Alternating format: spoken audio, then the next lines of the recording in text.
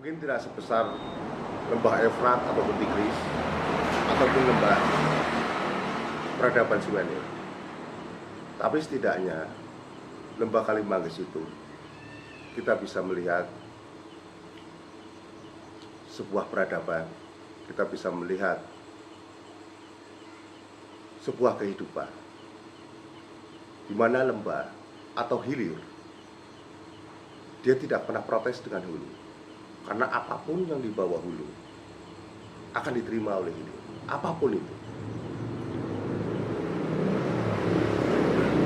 Dari segala anugerah Tuhan maupun musibah dari Tuhan, hilir akan selalu kena akibatnya. Hilir tidak pernah meminta apa yang dibawa oleh hulu. Semuanya dibawa oleh air. Air yang ada di hulu tidak pernah sekerup di hilir. Air itu selalu murni ketika dia keluar dari tanah. Tapi ketika di hilir, dia sudah bercampur dengan apapun. Tapi manusia memanfaatkan apa yang ada di hilir untuk kehidupannya. Dari hulu, air mengalir sampai dengan hilir. Di sepanjang perjalanannya akan ada kehidupan. Di situ ada pertanian. Di situ ada tumbuh-tumbuhan yang akan hidup dari air yang mengalir dari hilir. Hilir mengajarkan kita, lembah mengajarkan kita tentang derimo. Derimo dengan apapun dari hulu ke hilir. Tidak pernah protes.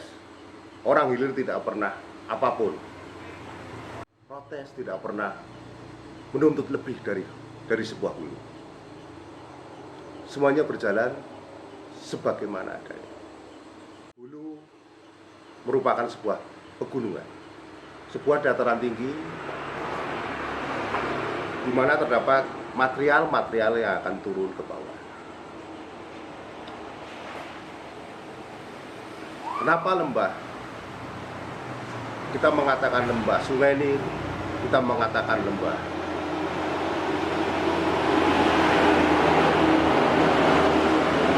sungai Efrat atau Babur, atau bahkan lembah Sungai Kuning,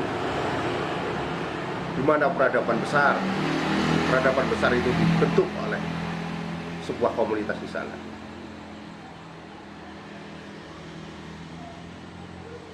Di situ kita diajarkan bahwa kehidupan itu dimulai dari sebuah lembah.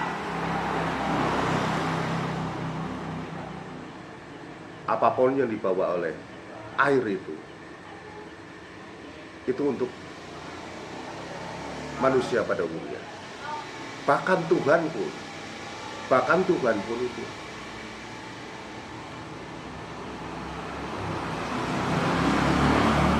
Bahkan Tuhan pun membayangkan, bukan membayangkan ya, tapi Tuhan itu memberikan gambaran kepada manusia bahwa surga itu adalah sebuah gunungan yang ada dan mengalir sungai-sungai di bawah.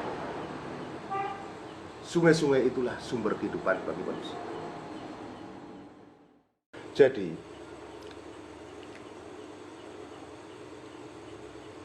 dari sungai kita banyak belajar dan kita banyak memanfaatkan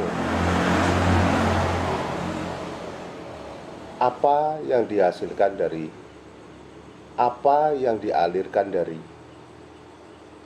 hulu ke hilir. Peradaban yang kita bentuk, peradaban yang manusia bentuk dari zaman sebelum Masehi sampai dengan Masehi sekarang, itu berasal dari sungai atau kali atau apapun namanya. Tapi di situ adalah di mana berkumpulnya material-material yang dihasilkan dari hulu ke hilir. Gedung-gedung tinggi, jalanan-jalanan, jembatan, apapun itu, peradaban yang dibuat oleh manusia tidak akan lepas dari sebuah sungai, tidak akan lepas dari alam semesta.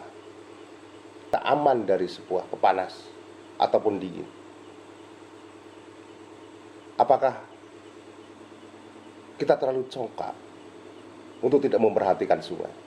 Apa kita terlalu sombong untuk memperlakukan sungai seperti itu? Bukan hanya material, bukan hanya endapan, bukan hanya apa, tapi ekosistem hayati pun itulah yang membuat kita hidup.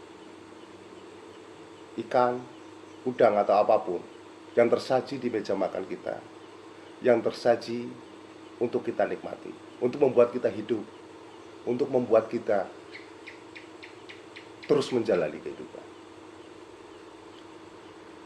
Demikian juga dengan airnya. Airnya kita minum, airnya untuk mengairi pertanian, airnya untuk kehidupan kita.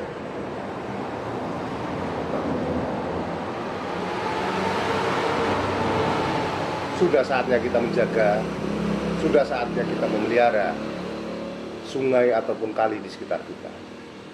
Jangan semena-mena, karena mereka pun bisa semena-mena juga. Karena alam semesta, apa kata kita? Apa perilaku kita? Apa tindak tanduk kita terhadap alam semesta? Apa terhadap sungai-sungai yang ada di sekitar kita? Maka itulah yang akan menimpa kita. Tapi sebelum itu semua, sebelum semua sungai atau kali meminta janjinya kepada kita untuk tetap menjaga mereka, alangkah baiknya kita selalu minum ini untuk menjaga kesehatan. Jadi selalu jaga kesehatan. Sampai jumpa.